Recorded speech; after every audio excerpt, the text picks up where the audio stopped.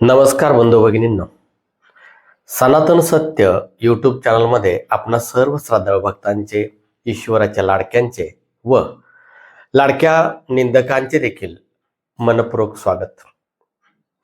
बंधू भगिनींनो, व्हिडिओ पूर्ण पाहायचा आहे, कारण हा गैरसमज तुमचा कित्येक वर्षापासून आहे, सर्वांचा आहे आणि तो एका झटक्यामध्ये निघून जाणार आहे. आज मी तुम्हाला जे सांगणार आहे ते कोणी सांगितलेलं नाहीये. तो विषय असा आहे की आपली जी मांढरची काळूबाई आहे,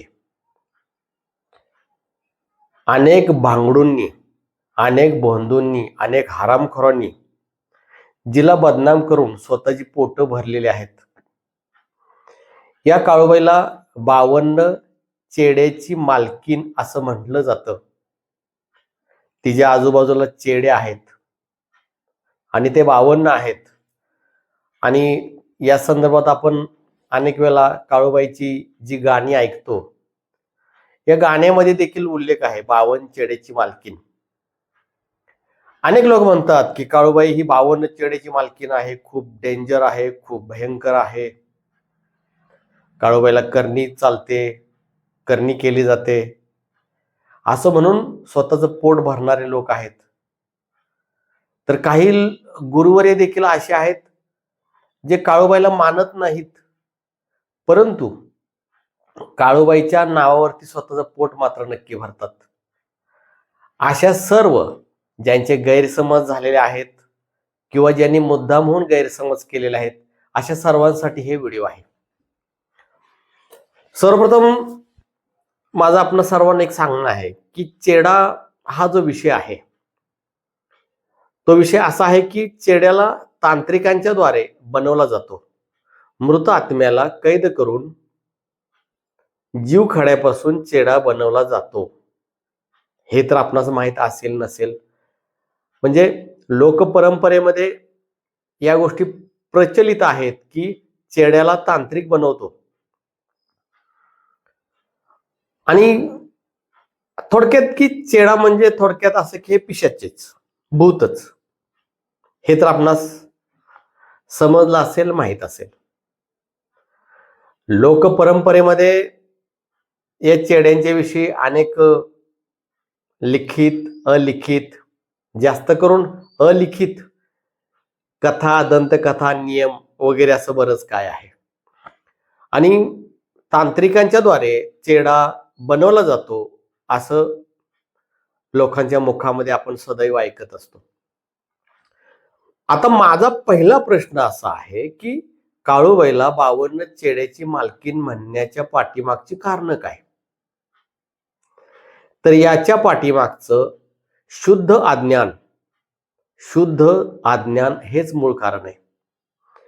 ज्यांनी काळूबाईचा अभ्यास केलेला नाही, ज्यांना काळूबाईचं तत्व माहित नाही, ज्यांना काळूबाईचं सत्व माहित नाही, केवळ उचलली जीभ लावली टाळ्याला केलं जातं, बिनबुडाचं ज्ञान असणारं अर्धवट लोकांनी हे प्रचलन केलेलं आहे.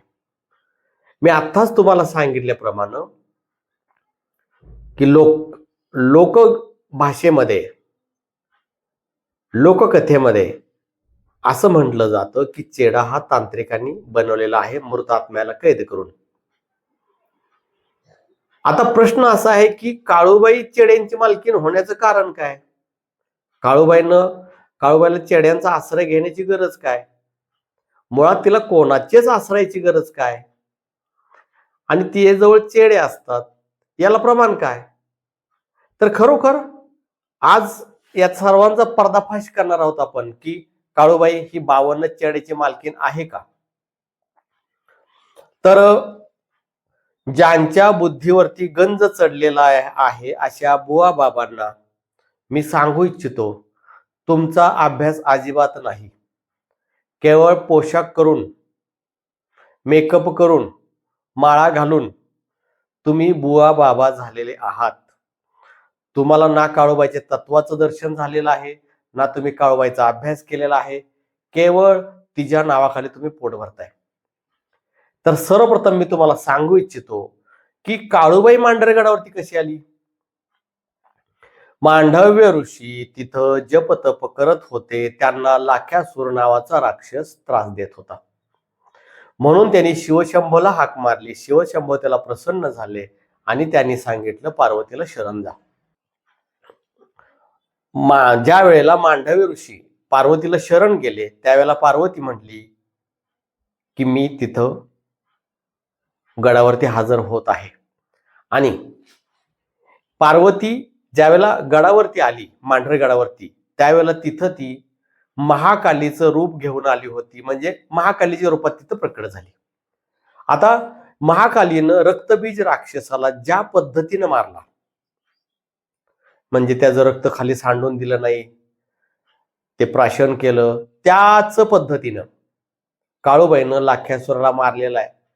लाख्यासुराचा एक रक्त थेंब जरी जमिनीवरती पडला तर त्यातून हजारो लाख्यासूर निर्माण व्हायचे. जसं की महाकालीचं रक्तबीजाचं युद्धामध्ये प्रसंग आहे, तसाच सेम टू सेम काळूबाईच्या आणि लाख्यासुराचा प्रसंग आहे. म्हणजे ही काळूबाई नसून तो अपभ्रंश झालेला शब्द आहे आणि ती आहे महाकाली.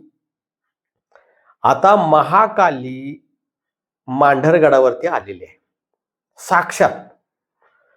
मग तिथं 52 चेडे असतात का? तर अजिबात नाही. पूर्णपणे चूक आहे, पूर्णपणे चूक आहे, 100% चूक आहे. 52 चेडे नाही. तुम्ही जर शास्त्र वाचलं असेल तर शास्त्रामध्ये प्रमाण आहे. वीरतंत्र असेल किंवा पृथ्वीराज रासो असेल, यामध्ये 52 वीरांचा उल्लेख आहे.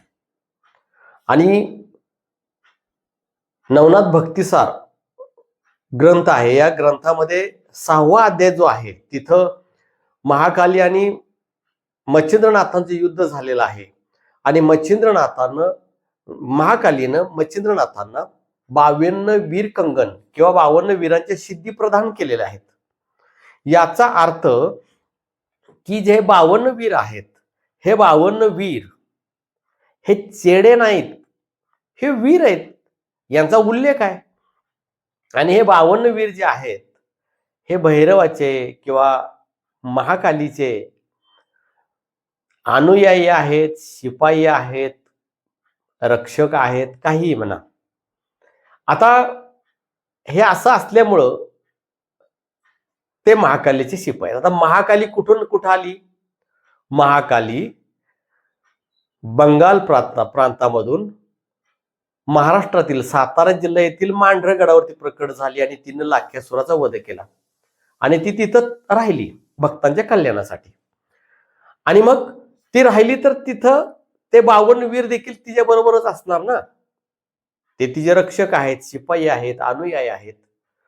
म्हणजे 52 वीर हे मांढरगडावरती आहेत.